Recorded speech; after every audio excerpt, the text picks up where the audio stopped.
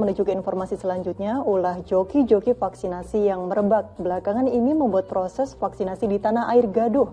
Fenomena joki vaksinasi ini justru menempatkan warga ke dalam posisi sangat berbahaya di saat pandemi yang belum berakhir.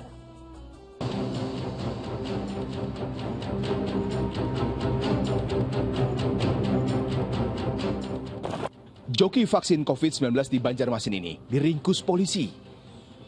Ia diketahui menggantikan orang lain setelah petugas puskesmas menemukan ketidakcocokan antara wajah dan identitasnya. Rupanya pria ini sudah 2 kali menjadi joki vaksin dan mendapat upah hingga Rp180.000. Fenomena joki vaksin juga terungkap di Semarang saat 3 ibu rumah tangga yang merupakan pemesan, perantara, dan sang joki ditangkap polisi. Aksi mereka gagal karena petugas puskesmas curiga adanya ketidaksesuaian identitas. Motif dari pelaku joki vaksin pun karena imbalan uang Rp500.000 yang ditawarkan pemesan. Melakukan vaksinasi 14 orang. Maraknya joki vaksin tak lepas dari ulah Abdul Rohim, warga Pinrang, Sulawesi Selatan, yang mengaku divaksin 17 kali. Selama 3 bulan beraksi, tersangka menerima upah dari pemesan mulai Rp100.000 hingga Rp800.000 per vaksinasi. Memang sejauh ini belum ada penelitian tentang gangguan kesehatan fatal yang terjadi akibat menerima terlalu banyak dosis vaksin COVID-19. Namun, penggunaan melebihi dosis sangat tidak dianjurkan. Memang nggak ada bahayanya sih, tidak akan menyebabkan kerusakan, tidak akan menyebabkan sakit. Nah, tapi kalau disuntik 16 kali di satu tempat sih barangkali ya pegal juga ya. Tapi kalau benar. tadi pernyataan atau pertanyaan apakah bisa mencetus autoimun, ya secara teoritis, secara nalar sih nggak bakal terjadi ya. Namun kan kita tidak tahu karena kan kita juga baru mempunyai platform vaksin yang demikian, jenis vaksin yang demikian. Jadi memang kita lihat aja ke depan. Yang pasti fenomena joki vaksin ini sudah bikin gaduh dikala pemerintah gencar memerangi COVID-19. Bahkan adanya joki vaksin ini justru menempatkan orang yang belum divaksin beresiko tinggi. Karena kita tidak divaksin, kita tahu virus COVID-19 ini kan terus bermutasi dan makin infeksius, makin ganas, ya kan? Ya, saat ini mungkin baik-baik saja karena belum tertular, tapi pada saat semua orang nanti sudah punya vaksinasi atau sudah punya titer antibodi di dalam tubuhnya, kita yang belum punya antibodi atau belum pernah divaksin, kita akan menjadi populasi yang paling lemah proteksinya, ya, karena kita berarti nggak punya proteksi, berarti akan sangat gampang virus COVID-19 yang mungkin sudah bermutasi, lebih ganas, lebih infeksius itu untuk menyerang kita, dan kita tidak punya pertahanan apapun, dan itu tentunya kita tahu resiko kematian itu sangat besar. Agar insiden joki vaksinasi tak terulang, tim vaksinator di tanah air harus memperbaiki sistem pengawasan. Jangan pernah pula Anda berpikir jadi joki vaksin, karena selain bisa terkena sanksi administrasi dan terputusnya jaminan sosial, pelanggar juga bisa dijerat Undang-Undang Penanganan Wabah dengan ancaman 1 tahun penjara. Tim Liputan melaporkan. Ya, astagfirullahaladzim, semoga pelaku joki ini dijauhi dari efek samping vaksin yang berlebihan di tubuh mereka.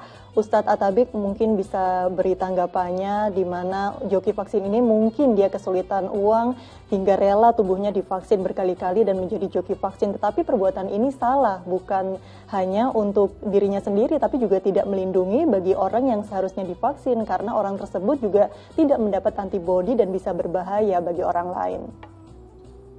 Masya Allah Mbak Nurul Cinta ya. Allah sudah mengingatkan, jangan menjerumuskan dirimu kepada kerugian atau kerusakan. Demikian juga Nabi SAW mengingatkan kita semua, jangan membahayakan diri sendiri, apalagi membahayakan orang lain. Jangan memadaratkan diri sendiri, apalagi memadaratkan orang lain. Tujuan dari vaksin adalah untuk menguatkan atau menambah imunitas manusia. Dan itu tujuan yang dibenarkan, tujuan untuk kesehatan. Sehingga masing-masing orang punya kewajiban terhadap dirinya untuk meningkatkan kesehatannya, menjaga diri dari virus-virus yang mematikan. Maka sesungguhnya kesadaran masing-masing kita untuk divaksin karena untuk kebaikan kita. Manakala yang divaksin adalah orang lain, kita tidak mendapatkan imunitas, orang lain kita khawatirkan ya membawa kepada bahaya untuk dirinya.